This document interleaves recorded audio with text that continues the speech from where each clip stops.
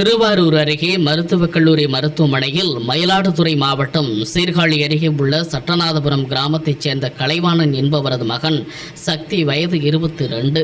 இவர் இறுதி ஆண்டு மருத்துவம் பயின்று வருகிறார். இந்நிலையில் நேற்று இரவு தூங்கிய நிலையில் காலையில் சக நண்பர்கள் அவரை எழுப்ப சென்றபோது கதவு திறக்கவில்லை என கூறப்படுகிறது. இதனைத் தொடர்ந்து அவரை மீட்டு அவசர சிகிச்சைக்கு கொண்டு சென்றபோது மாணவர் சக்தி உயிரிழந்தது தெரிய வந்தது.